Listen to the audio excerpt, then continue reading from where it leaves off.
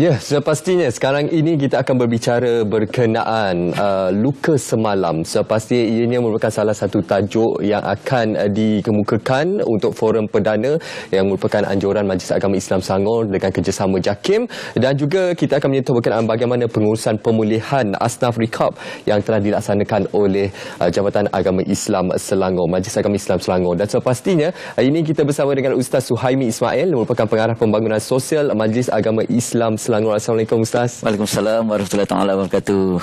Alhamdulillah Ustaz.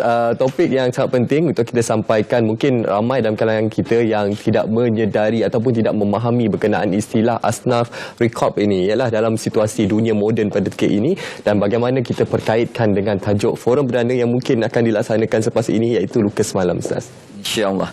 Bismillahirrahmanirrahim. Assalamualaikum warahmatullahi taala wabarakatuh. Sidang penonton yang dirahmati Allah Subhanahu wa taala, tak lupa juga kepada rakan kita di studio.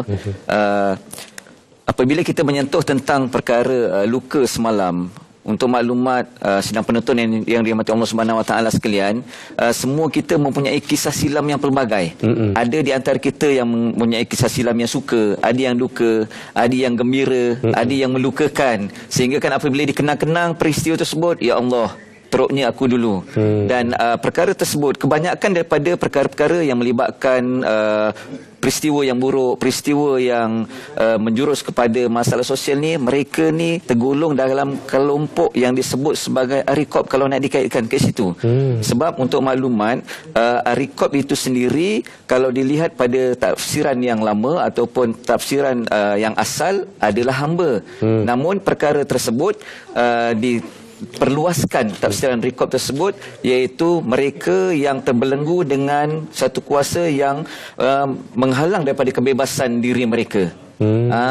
Dan apa yang menghalang tu adalah di kalangan mereka ada yang terjerumus dalam masalah sosial, ada yang terjerumus dengan masalah akidah.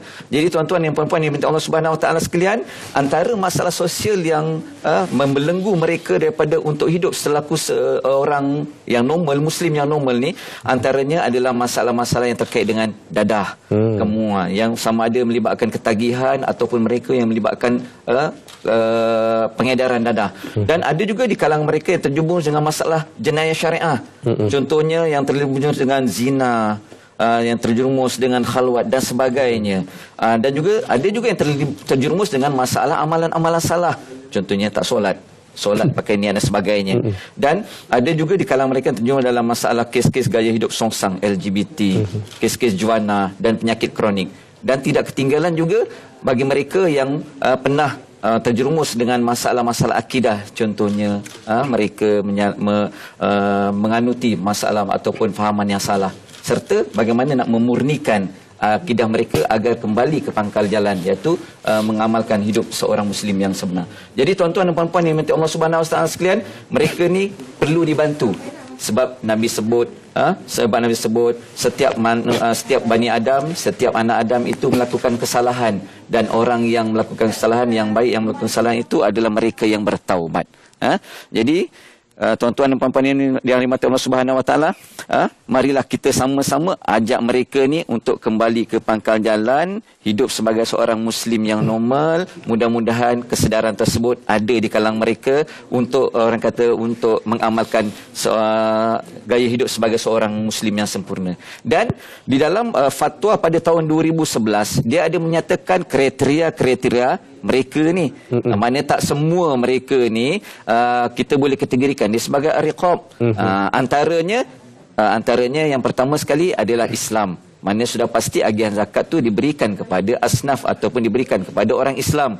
Yang keduanya, mereka ni tidak ada sumber pendapatan, mana mereka ni dibantu untuk proses pemulihan. Dan yang ketiganya, mereka ni disahkan ingin membebaskan dirinya daripada belenggu tersebut. Bukan senang-senang maknanya bila saya ni asnaf Riqab mohon bantuan, tak. Mungkin di kalangan mereka ni ada yang betul-betul di kalangan mereka ni asnaf Riqab yang perlukan bantuan, maka mereka perlu disahkan. Mereka ni ni masalah apa LGBT ke, dadah ke dan sebagainya. Bukan datang minta bantuan padahal mereka orang yang normal, minta bantuan dan sebagainya.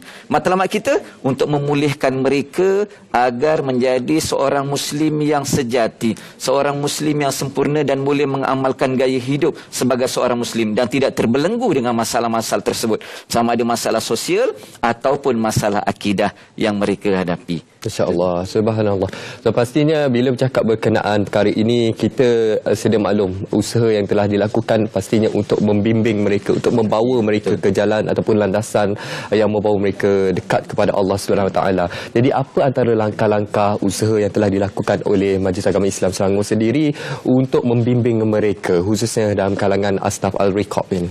Okey, tuan-tuan dan puan-puan yang dirahmati Allah Subhanahu Wa Taala sekalian, dalam kita membantu mereka untuk pulih ataupun untuk bimbing mereka kembali ke pangkal jalan, ada beberapa perkara yang kita laksanakan dan kita boleh rangkumkan dia dalam 6 strategi utama. Yang pertama sekali, kita di peringkat Majlis Agama Islam Selangor melaksanakan proses pendaftaran mereka. Tujuan kita laksanakan proses pendaftaran ini, tuan-tuan, untuk kita memastikan mereka yang dibantu ni mereka yang memang nak pulih. Sebabnya kalau mereka tak pulih ni, kita ada program lain, nama dia program awareness, kesedaran kepada mereka. Dan mereka yang dah sedar nak pulih, kita bantu mereka dan kita bimbing untuk proses pemulihan tersebut agar mereka kembali ke pangkal jalan. Yang kedua, dari sudut rawatan, sebab setiap yang sakit tu perlu diubat. Betul. Sama ada rawatan secara fizikal ataupun klinikal ataupun rawatan kerohanian. Dan mereka yang bermasalah ni tak lari daripada perkara tersebut. Selepas fizikal dia pulih, rohani dia perlu dipulihkan juga. Dan kita bagi juga yang ketiga adalah bantuan keperluan hidup dia, bantuan keperluan untuk sokongan dia, sama ada perubatan ataupun bantuan bulanan yang membantu mereka untuk dibimbing, termasuk sekali bantuan bimbingan, sama ada bimbingan fardu ain dan sebagainya untuk dipulihkan dari sudut kerohanian mereka. Yang seterusnya dari sudut kawalan ni untuk kita cegah mereka daripada terjerumus semula ke lembah kehinaan, dan termasuklah sekali dari sudut SOP dan sebagainya. Dan yang keempat, pemulihan ni kita bantu juga dari sudut emosi dia, dari sudut emosi dia, dari sudut fizikal, dari sudut dalaman mereka, agar emosi dia pulih dan mereka tak kuat takut ataupun mereka tak rasa malu untuk berhadapan dengan masyarakat. Yang keempat, seterusnya yang keenam, iaitu proses perlindungan, bantuan dari sudut perlindungan. Di antara mereka ni, ada di kalangan mereka yang dah dibuang oleh keluarga tu. Betul. Dicampakkan sebabkan rasa malu ni, mereka dibuang oleh keluarga dan tak ada tempat untuk berlindung. Maka tempat perlindungan ini disediakan. Kita ada 3 tempat perlindungan, iaitu Baitul Ihsan. Baitul Ihsan ni yang menyediakan tempat perlindungan bagi wanita. Dan Baitul Iman ni perlindungan bagi lelaki dalam masalah kedua, dalam masalah akidah dan juga dalam masalah sosial. Kemudian ada satu lagi tempat perlindungan bagi masalah dadah dan juga HIV. Sebab di kalangan mereka ni kadang-kadang ada yang dibuang dan tak ada tempat. Kemana mereka nak rujuk? Mereka boleh rujuk dengan syarat mereka ada azam untuk pulih. Kalau tak ada azam ataupun mereka tidak berminat untuk pulih ni, masalah juga untuk kita bantu mereka sebab nanti takut jadi fitnah dan sebagainya. Dan buat masa sekarang ni kita telah pun melantik lebih kurang 143 orang guru untuk membimbing mereka dalam fardu ain, dalam perkara ilmu fiqh dan juga tauhid, agar mereka mengenal apa itu agama dan juga mereka mengamalkan agama Islam. Alhamdulillah, satu usaha yang sangat baik Ustaz dan pastinya dalam kesempatan ini juga kita ingin mewar-warkan kepada masyarakat berkenaan Forum Perdana Islam yang bertajuk Luka Semalam yang akan berlangsung 12 Oktober ini, Ustaz. InsyaAllah. Jadi mungkin kita boleh perincikan siapa antara panel-panel utamanya, Ustaz. InsyaAllah.